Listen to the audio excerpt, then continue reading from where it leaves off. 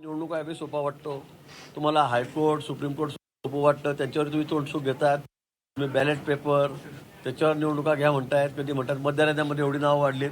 आता एवढी नावं मतदारांमध्ये वाढली आहेत का? सगळ्यांची नावं म्हणजे काही सगळ्यांच्याच मतदारसंघामध्ये नावं आहेत, ते प्रिंटिंग मिस्टेक आहेत, ते चुकीने झालेले आहेत. काही काही ठिकाणी लोक 2-2 ठिकाणी फॉर्म भरतात, या गावाला भरतात त्या गावाला भरतात, त्यात कोणाची चूक आहे? पण या ठिकाणी त्यामुळेच आम्ही निवडणुका जिंकतो असा आभास त्या ठिकाणी निर्माण केला जातोय, तो अतिशय सपशेल खोटा आहे. आणि म्हणून जनतेच्या दरबारामध्ये तुम्हाला कुठेही जागा राहिलेली नाही.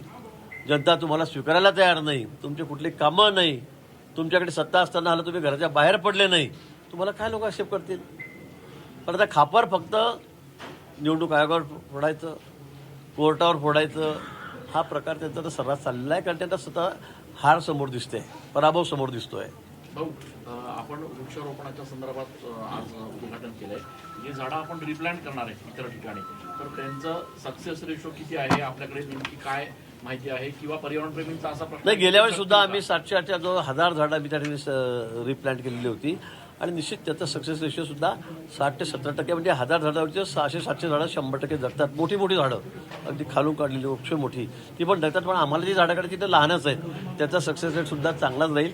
पण समजा दुर्दैवाने 300-400 झाडं गेली सुद्धा, छोटी रोपटी गेली, दगावली, नाही आली. पण आम्ही सांगितलं की आम्ही 20-25 हजार, तुम्ही सांगा जेवढी मोठी 15-20 फुटे झाडं आम्ही लावतो.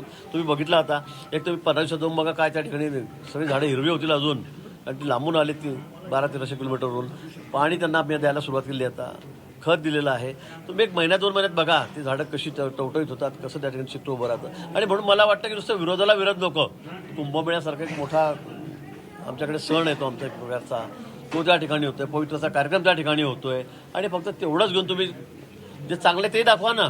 तुम्ही खरंच पर्यावरणप्रेमी आहात, तुम्ही वृक्षप्रेमी आहात, तुम्ही जाऊन बघा तरी आम्ही काय करतो. आलेली झाडं बघा. आता एका दिवसात दररोज 2 ट्रक येतील, 700-800 झाडं या ठिकाणी येणार आहेत. आम्ही खड्डे करून लगेच ते फ्रेश, कारण आम्ही एकत्र आणून ठेवली, अजून ती कुठे मग त्याला दुखापत झाली किंवा मग मेली, अजून तुम्ही म्हणाल बघा ही झाडं सगळी वाळलेली आहेत. आणि म्हणून आम्ही जसे खड्डे खोदू होतील तसे 1000 झाडं एकेका दिवसात टप्प्याने त्या ठिकाणी आणणार आहोत. नगर परिषद निवडणुकीमध्ये एकनाथ खडसे